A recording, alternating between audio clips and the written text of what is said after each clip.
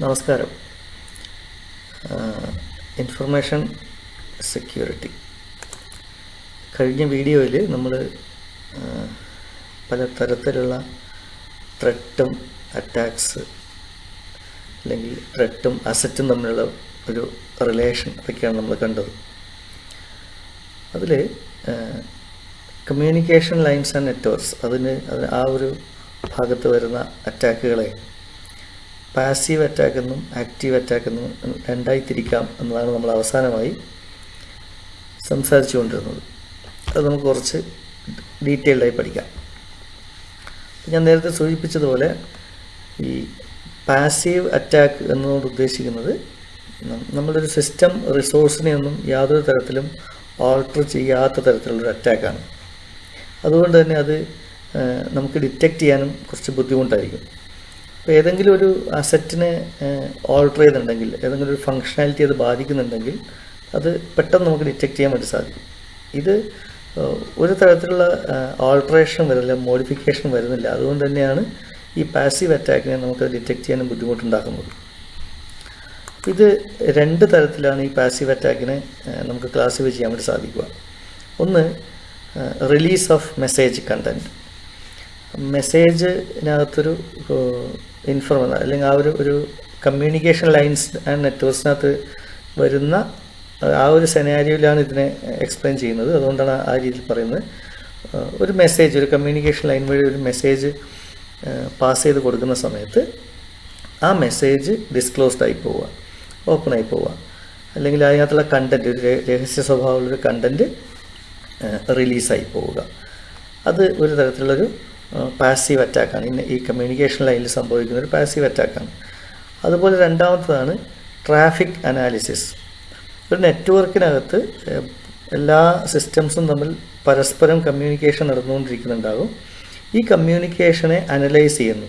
അപ്പോൾ ഏതെങ്കിലും ഒരു സമയത്ത് ഏത് സിസ്റ്റത്തിൽ നിന്ന് ഏത് സിസ്റ്റത്തിലേക്കാണ് കമ്മ്യൂണിക്കേഷൻ നടന്നത് തുടങ്ങിയ കാര്യങ്ങളെ അനാലിസിസ് ചെയ്യുക വഴി പല കാര്യങ്ങളും ഈ ഒരു ഹാക്കർക്ക് അല്ലെങ്കിൽ ഒരു അറ്റാക്കർക്ക് അതിൽ നിന്ന് കാര്യങ്ങളെ കണ്ടുപിടിച്ചെടുക്കാൻ വേണ്ടി സാധിക്കും.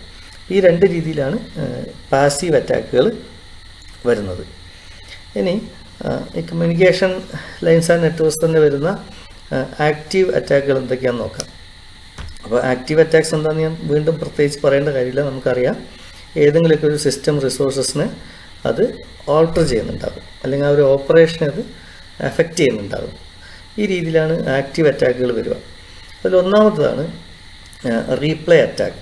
ഏതെങ്കിലും ഒരു സിസ്റ്റത്തിൽ നിന്ന് മറ്റൊരു സിസ്റ്റത്തിലേക്ക് ഒരു മെസ്സേജ് സെൻഡ് ചെയ്ത് അല്ലെങ്കിൽ മെസ്സേജ് പാസ് ചെയ്തിട്ടുണ്ടെങ്കിൽ ആ മെസ്സേജിനെ അതിനിടയിൽ വെച്ച് ഏതെങ്കിലും ഒരു സിസ്റ്റം ടാപ്പ് ചെയ്തെടുക്കുകയും അല്ലെങ്കിൽ അതിനെ തന്നെ വീണ്ടും വീണ്ടും റീപ്ലേ ചെയ്തുകൊണ്ട് യഥാർത്ഥ യൂസർ അയക്കുന്നതാണ് എന്ന രീതിയിൽ വീണ്ടും വീണ്ടും റീപ്ലേ ചെയ്ത് ആ ഒരു കമ്മ്യൂണിക്കേഷനെ അത് തടസ്സപ്പെടുത്തുക. ഇതാണ് റീപ്ലേ അറ്റാക്ക് എന്നുകൊണ്ട് ഉദ്ദേശിക്കുന്നത്. മാസ്കുറേഡ് അറ്റാക്ക് നമ്മൾ ഓൾറെഡി കഴിഞ്ഞ വീഡിയോയിൽ നമ്മൾ എക്സ്പ്ലെയിൻ ചെയ്തതാണ്, ആൾമാറാട്ടം പോലെ. ഇതെന്തുകൊണ്ടാണ് ആക്റ്റീവ് അറ്റാക്ക് എന്ന രീതിയിൽ വരുന്നതെന്ന് ചോദിച്ചാൽ, ഏതെങ്കിലും ഒരു യൂസറുടെ ഈ ക്രെഡൻഷ്യൽസ്, ഓതൻറ്റിക്കേഷൻ ഡീറ്റെയിൽസ് എടുത്ത് അത് മറ്റൊരാൾ യൂസ് ചെയ്ത് കമ്മ്യൂണിക്കേഷൻ നടത്തുമ്പോഴാണ് ഈ മാസ്കുറേഡ് അറ്റാക്ക് എന്ന രീതിയിൽ അത് വരിക. ആൾമാറാട്ടം എന്ന് നമുക്ക് വേണമെങ്കിൽ പറയാം. അപ്പോൾ നമ്മൾ കണ്ടിട്ടുണ്ട്, നിലവിലുള്ള ഒരു ഓതൻറ്റിക്കേഷൻ ഡീറ്റെയിൽസ് നമുക്ക് കിട്ടുവാണെങ്കിൽ നമുക്ക് അതിനെ ഓൾട്ടർ ചെയ്ത് പുതിയ പാസ്വേഡൊക്കെ സെറ്റ് ചെയ്യാം. കണ്ടിട്ടില്ല, നമ്മൾ നിലവിലുള്ളൊരു പാസ്വേഡ് ചേഞ്ച് ചെയ്യണമെങ്കിൽ ഓൾറെഡി ഉള്ള പാസ്വേഡ് ചോദിക്കും, നമുക്ക് മാറ്റിയെടുക്കാനൊക്കെ സാധിക്കും. ഈ രീതിയിൽ മാസ്കുറേഡ് അറ്റാക്ക് ഈ കമ്മ്യൂണിക്കേഷൻ സെനാരിയോയിൽ സംഭവിക്കാം. തേർഡ് വണ്ണാണ് മോഡിഫിക്കേഷൻ ഓഫ് മെസ്സേജസ്. പ്രത്യേകിച്ച് എക്സ്പ്ലെയിൻ ചെയ്യേണ്ട കാര്യമില്ല. കമ്മ്യൂണിക്കേഷൻ ലൈനിനിടയിൽ വെച്ച് അല്ലെങ്കിൽ നെറ്റ്വർക്കിനിടയിൽ വെച്ച് നമുക്ക് സെൻഡ് ചെയ്യേണ്ട മെസ്സേജസ് മോഡിഫൈ ചെയ്ത് പോവുക. അതായത് എ എന്ന് പറയുന്ന ഒരാൾ ബി ആളോട് ഒരു കാര്യം പറയുകയാണെങ്കിൽ ആ സെൻറ്റൻസിനകത്ത് എ ടു ബി എന്നുള്ളത് മാറ്റിയിട്ട് ചിലപ്പോൾ ഡി ടു ബി എന്ന് മാറ്റുന്നത് പോലെ. ഇപ്പോൾ സെൻഡ് 1000 rupees ടു സമ്മൺ എന്ന് പറയുന്നത് സെൻഡ് 10,000 rupees to someone എന്ന രീതിയിൽ മെസ്സേജ് മോഡിഫൈ ചെയ്ത് കഴിഞ്ഞാൽ അതൊരു അറ്റാക്കായി മാറി. അപ്പോൾ ഇത്തരത്തിൽ മെസ്സേജസ് മോഡിഫൈ ചെയ്ത് പോകുന്നു ഈ രണ്ട് സിസ്റ്റംസ് തമ്മിൽ കമ്മ്യൂണിക്കേറ്റ് ചെയ്യുന്ന സമയത്ത്. ഏറ്റവും അവസാനത്തെയാണ് ഡിനയൽ ഓഫ് സർവീസ് അറ്റാക്ക് എന്ന് പറയുന്നത്. ഡിനയൽ ഓഫ് സർവീസ് അറ്റാക്കിൽ സംഭവിക്കുന്നത് ഏതെങ്കിലും ഒരു സിസ്റ്റത്തിലേക്കുള്ള മുഴുവൻ കമ്മ്യൂണിക്കേഷനും തടസ്സപ്പെടുത്തിക്കൊണ്ട്, അല്ലെങ്കിൽ ആ ഒരു നെറ്റ്വർക്കിനകത്തുള്ള മുഴുവൻ കമ്മ്യൂണിക്കേഷനെയും തകർത്ത് കളയുക. ഇത് ഒരു സിസ്റ്റംസ് തമ്മിൽ യാതൊരു കമ്മ്യൂണിക്കേഷൻ ചെയ്യാൻ പറ്റാത്ത രീതിയിലോട്ട് മാറ്റുക, സർവീസ് ഡിനൈ ചെയ്ത് കളയുക. അതാണ് ഡിനയൽ ഓഫ് സർവീസ് അറ്റാക്ക് എന്നുകൊണ്ട് മീൻ ചെയ്യുന്നത്. അപ്പോൾ കമ്മ്യൂണിക്കേഷൻ ലൈൻസ് ആൻഡ് നെറ്റ്വർക്സിനകത്ത് സംഭവിക്കുന്ന രണ്ട് തരത്തിലുള്ള അറ്റാക്കുകളാണ്. ഒന്ന് പാസീവ് അറ്റാക്ക്, അത് രണ്ട് തരത്തിലുണ്ട്. ഒന്ന് റിലീസ് ഓഫ് മെസ്സേജ് കണ്ടൻറ്റ്, രണ്ടാമത്തെ ട്രാഫിക് അനാലിസിസ്. ഇനി ആക്റ്റീവ് അറ്റാക്കായിട്ട് വരുന്നതാണെങ്കിൽ 4 തരത്തിലാണുള്ളത്. Replay attack, masquerade attack, modification of messages, and fourth one denial of service. ഇനി security architecture for OSI. OSI stands for open system interconnection. അപ്പോൾ ISO സർട്ടിഫിക്കേഷനെ കുറിച്ചൊക്കെ നമ്മൾ കേട്ടിട്ടുണ്ടാവും. ഈ OSI എന്ന് പറയുന്നത് ISOയുടെ കീഴിൽ വരുന്ന ഒരു സംവിധാനമാണ്. നെറ്റ്വർക്കൊക്കെ ചെയ്യുന്ന സമയത്ത് ഒരു കോമൺ പ്രോട്ടോക്കോൾ ഉണ്ടാവണം. എല്ലാവരും ഒരേ രീതിയിൽ കാര്യങ്ങൾ ചെയ്തു കഴിഞ്ഞാൽ മാത്രമേ ഒരു സ്റ്റാൻഡേർഡൈസേഷൻ അതിനകത്ത് കൊണ്ടുവരാൻ വേണ്ടി സാധിക്കൂ. സെക്യൂരിറ്റി പ്രൊവൈഡ് ചെയ്യുന്ന കാര്യത്തിലും ഒരു സിസ്റ്റമാറ്റിക് അപ്രോച്ച് കൊണ്ടുവരുന്നതിന് വേണ്ടി, അല്ലെങ്കിൽ ഒരു ഇൻ്റർനാഷണൽ സ്റ്റാൻഡേർഡ്, എല്ലാവരും ഒരേപോലുള്ള സ്റ്റാൻഡേർഡ്സ് കീപ്പ് ചെയ്യുന്നതിന് വേണ്ടിയാണ് ഈ ഒരു OSI സെക്യൂരിറ്റി ആർക്കിടെക്ചർ എന്ന രീതിയിലേക്ക് അത് മാറി വന്നത്.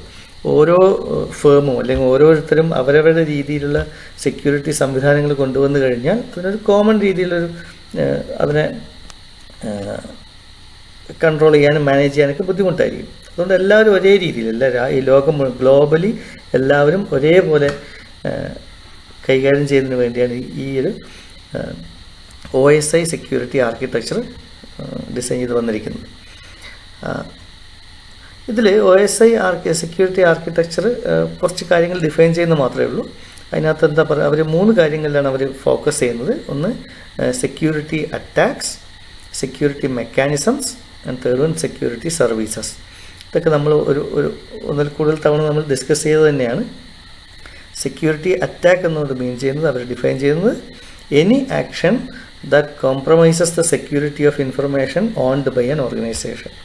ഏതെങ്കിലും ഒരു ഓർഗനൈസേഷൻ്റെ കയ്യിലുള്ള ഇൻഫർമേഷൻ അല്ലെങ്കിൽ സെക്യൂരിറ്റിയെ ബാധിക്കുന്ന, അല്ലെങ്കിൽ അതിനെ കോംപ്രമൈസ് ചെയ്യുന്ന എന്ത് ആക്ഷനോ അതിനെല്ലാം അവർ സെക്യൂരിറ്റി അറ്റാക്ക് എന്ന രീതിയിലാണ് ഡിഫൈൻ ചെയ്തിരിക്കുന്നത്. രണ്ടാമത്തത് security mechanism, a process that is designed to detect, prevent or recover from a security attack. ഒരു അറ്റാക്ക് സംഭവിച്ചു കഴിഞ്ഞാൽ ആ അറ്റാക്കിനെ ഡിറ്റക്റ്റ് ചെയ്യാനും അല്ലെങ്കിൽ പ്രിവെൻറ്റ് ചെയ്യാനും അതിൽ നിന്ന് റിക്കവർ ചെയ്തെടുക്കാനൊക്കെയുള്ള ചില പ്രോസസ്സുകൾ, അതിനാണ് അവർ സെക്യൂരിറ്റി മെക്കാനിസം എന്ന രീതിയിൽ OSI ആർക്കിടെക്ചറിൽ ഡിഫൈൻ ചെയ്യുന്നത്. മൂന്നാമത്തെയാണ് സെക്യൂരിറ്റി സർവീസ്. അത് a processing or communication service that enhances the security of the data processing systems and the information transfers of an organisation. നിലവിലുള്ള ഒരു സെക്യൂരിറ്റി ഡാറ്റ പ്രോസസ്സിങ്ങിനകത്തുള്ള സെക്യൂരിറ്റി സംവിധാനത്തെയൊക്കെ എൻഹാൻസ് ചെയ്യുന്നതിന് വേണ്ടിയുള്ള ചില പ്രോസസ്സിംഗ് അല്ലെങ്കിൽ ചില കമ്മ്യൂണിക്കേഷൻ സർവീസസ്, അതിനെയാണ് സെക്യൂരിറ്റി സർവീസ് എന്നതുകൊണ്ട് മീൻ ചെയ്യുന്നത്. ഇത് ഒരു കമ്പ്യൂട്ടർ ആൻഡ് നെറ്റ്വർക്ക് സെക്യൂരിറ്റിയുടെ ഒരു സ്കോപ്പ് കാണിക്കുന്ന, ഒരു സ്കോപ്പ് ഓഫ് കമ്പ്യൂട്ടർ സെക്യൂരിറ്റി അത് കാണിക്കുന്ന ഒരു ഡയഗ്രമാണ്. നമ്മുടെ സിലബസിനകത്ത് ഇതുണ്ട്. വളരെ സിമ്പിളായിട്ട് ഒരു 4 കാര്യങ്ങൾ മാത്രമാണ് ഇവിടെ നമുക്ക് സ്പെസിഫിക് ആയിട്ട് പറയാനുള്ളത്. അത് കുറച്ച് ഡയഗ്രമാറ്റിക്കായിട്ട് റെപ്രസെൻ്റ് ചെയ്തെന്ന് മാത്രമേ ഉള്ളൂ. 2 കമ്പ്യൂട്ടർ സിസ്റ്റംസ് അതിനകത്ത് വരച്ചിട്ട് കാണാം നിങ്ങൾക്ക്. അതിനകത്ത് ഡാറ്റയുണ്ട്, ചില പ്രോസസ്സുകൾ വരച്ച് വെച്ചിട്ടുണ്ട്. അപ്പോൾ അത് ഏറ്റവും ഒന്നാമത്തെ കാര്യം അതിൻ്റെ സ്കോപ്പിൽ ഒന്നാമത് പറയുന്നതാണ് access to the data must be controlled. ഈ ഒന്നാമത്തെ കമ്പ്യൂട്ടർ സിസ്റ്റത്തിനകത്ത് 2 കമ്പ്യൂട്ടർ സിസ്റ്റത്തിലും ഡാറ്റ വരച്ച് വെച്ച് നിങ്ങൾക്ക് കാണാൻ സാധിക്കും. ആ ഡാറ്റയിലേക്കുള്ള ആക്സസ് എപ്പോഴും കൺട്രോൾഡ് ആയിരിക്കണം. അതായത് ഒരു പ്രൊട്ടക്ഷൻ, ഡാറ്റയ്ക്ക് ഒരു പ്രൊട്ടക്ഷൻ ഉണ്ടായിരിക്കണം. അതാണ് ആദ്യത്തെ ഒരു കാര്യം. രണ്ടാമത്തേത്, access to the computer facility must be controlled. ആ ഒരു കമ്പ്യൂട്ടർ ഫെസിലിറ്റി ആക്സസ് ചെയ്യുന്നതിൽ തന്നെ കൺട്രോൾ വേണം.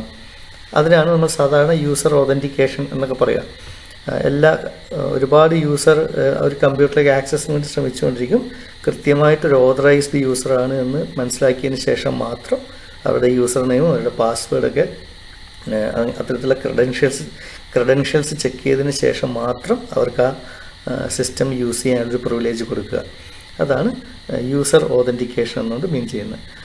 മൂന്നാമത്തെയാണ് നെറ്റ്വർക്ക് സെക്യൂരിറ്റി. ഒരു സിസ്റ്റത്തിൽ നിന്ന് മറ്റൊരു സിസ്റ്റത്തിലേക്ക് ഡാറ്റ ട്രാൻസ്മിഷൻ നടക്കുന്നത് കൃത്യമായും സെക്യൂർ വേയിലായിരിക്കണം.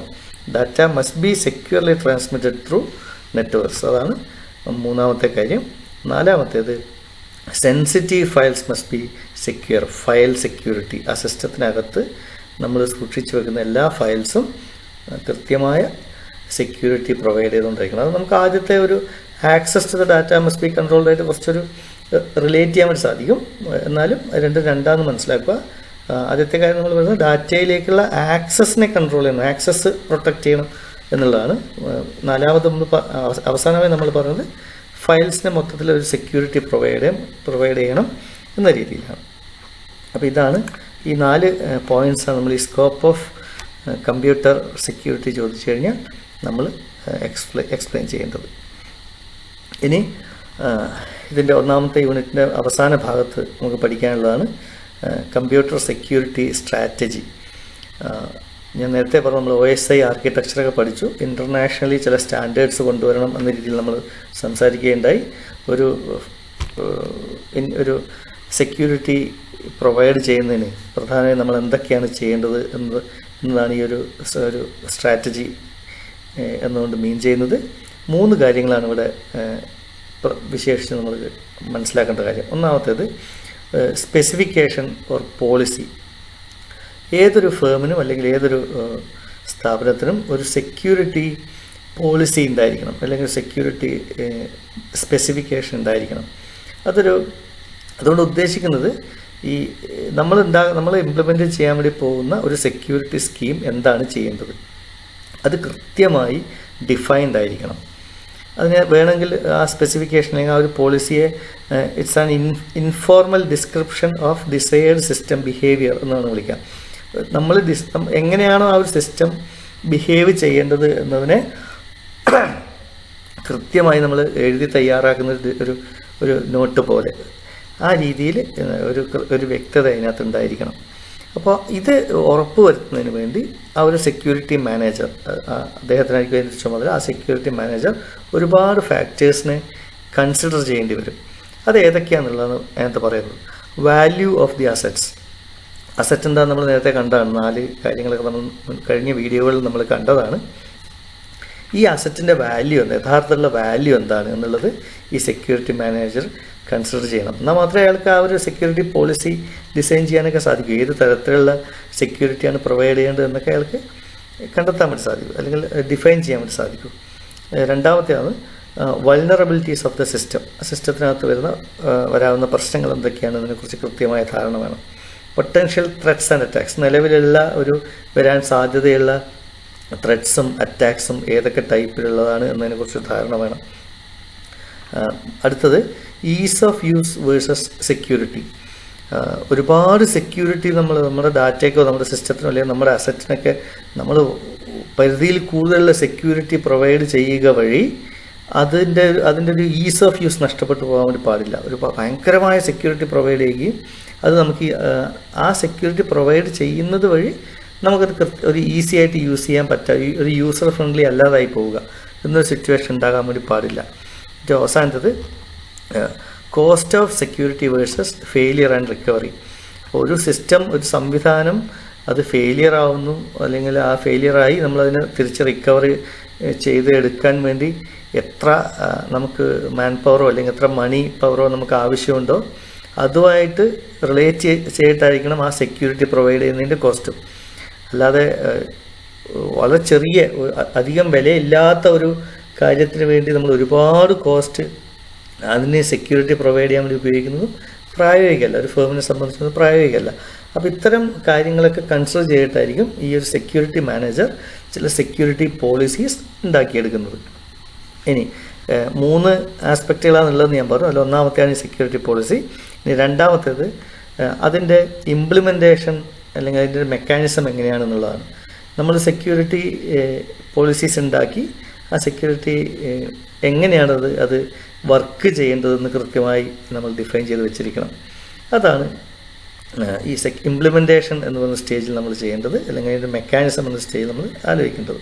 അത് ഈ കാണിച്ചിരിക്കുന്നത് പോലെ 4 രീതിയിലുള്ള കാര്യങ്ങളാണ് അവിടെ സംഭവിക്കുന്നത്. നമ്മൾ ഇതിനു മുൻപ് നമ്മൾ ഡിസ്കസ് ചെയ്തതാണ് പ്രിവെൻഷൻ.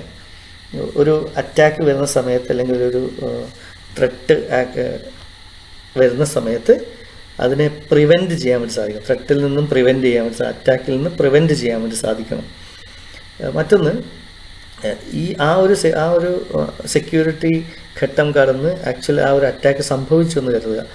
അങ്ങനെ ഒരു അറ്റാക്ക് സംഭവിച്ചു കഴിഞ്ഞാൽ അതിനെ ഡിറ്റക്റ്റ് ചെയ്യാൻ സാധിക്കണം. അല്ലാതെ അറിയാതെ പോരുത്.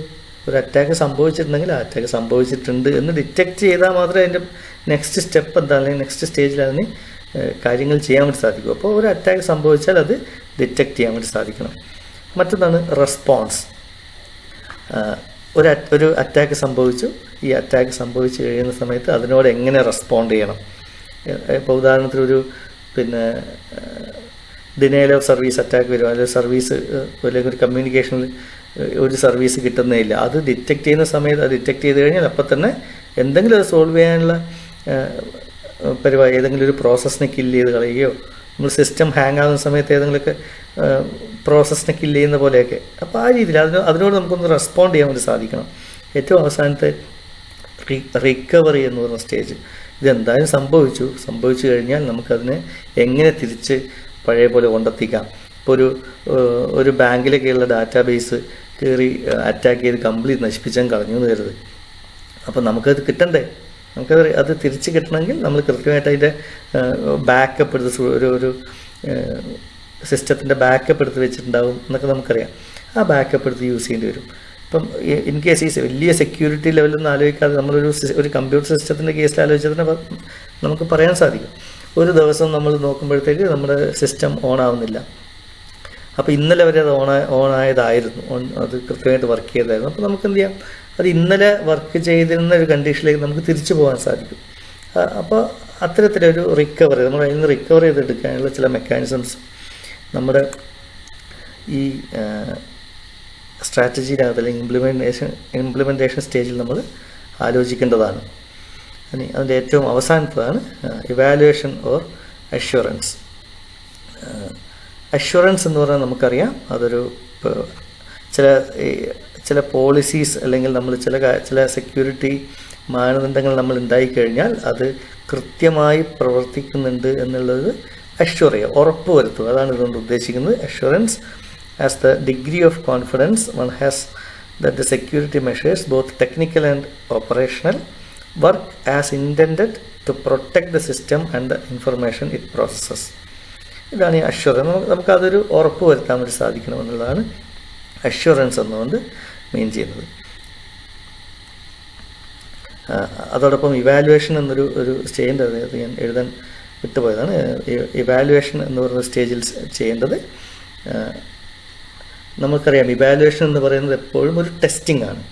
അപ്പോൾ ഈ ഒരു കമ്പ്യൂട്ടർ സെക്യൂരിറ്റി നമ്മൾ പ്രൊവൈഡ് ചെയ്യുന്നുണ്ടെങ്കിൽ ചില മാത്തമാറ്റിക്കൽ അനാലിസിസ് ഒക്കെ വെച്ചുകൊണ്ട് കൃത്യമായി നമുക്കതിനെ ആ സെക്യൂരിറ്റി പോളിസി കൃത്യമായി ഇംപ്ലിമെൻറ്റ് ചെയ്യപ്പെട്ടിട്ടുണ്ട് എന്നുള്ളത് നമുക്ക് ഇവാലുവേറ്റ് ചെയ്തെടുക്കാനും സാധിക്കണം.